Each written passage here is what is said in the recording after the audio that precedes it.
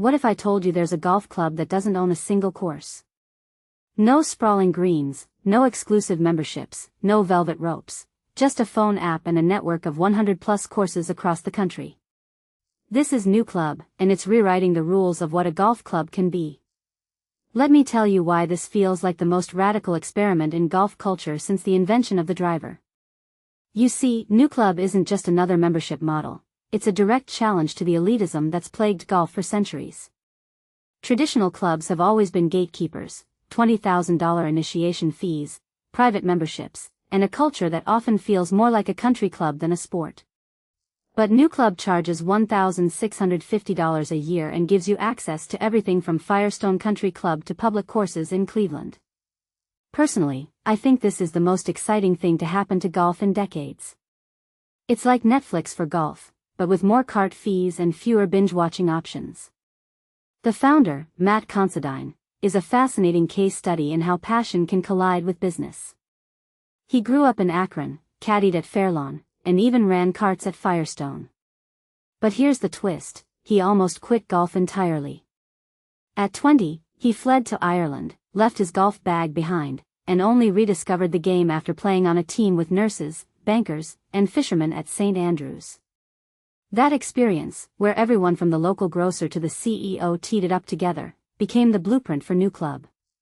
What makes this really interesting is how it mirrors the ethos of St. Andrews, the original club without a course, but scales it to modern America. It's not just about access, it's about community. Now, let's talk about the business model. NewClub operates with a skeleton crew, no corporate office, just an app.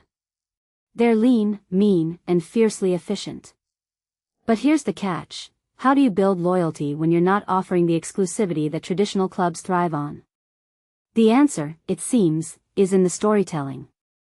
Considine's father, Bill, who ran Akron Children's Hospital for 40 years, once said, "Culture defeats strategy every day." And NewClub's culture is all about inclusivity. They've got members ranging from retirees to young professionals, from beginners to scratch players. It's not about who you are, it's about who you want to become. That's a powerful hook in a world where golf is often seen as a game for the privileged. But don't think for a second that this is just a feel-good story. The numbers are staggering. Golf participation in the US has jumped from 34 million to 48 million in just 5 years. And NewClub isn't alone. Competitors like Epic and the 80 Club are popping up everywhere. What this really suggests is that golf is undergoing a renaissance, not just in numbers, but in how people engage with the game. The old guard is being challenged by a new wave of entrepreneurs who see golf not as a status symbol, but as a shared experience. If you take a step back and think about it, this is the same shift we've seen in other industries: Spotify replacing record labels, Airbnb appending hotels. Golf is just catching up. So where does this leave traditional clubs? Some are panicking, others are adapting. But here's the thing, NewClub isn't trying to replace the old model. It's expanding the definition of what a golf club can be. And if the Northeast Ohio chapter is any indication, where founding members include a 60-year-old retiree who struggled to find playing partners, this isn't just about golf. It's about connection.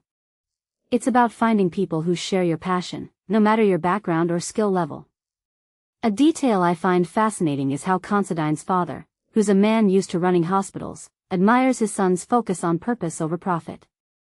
That's rare in today's business world, and it might just be the secret sauce behind NewClub's success.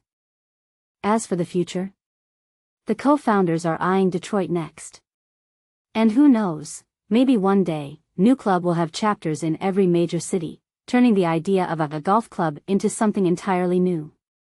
The question is, will traditional clubs evolve, or will they be left in the shadow of this digital, inclusive movement?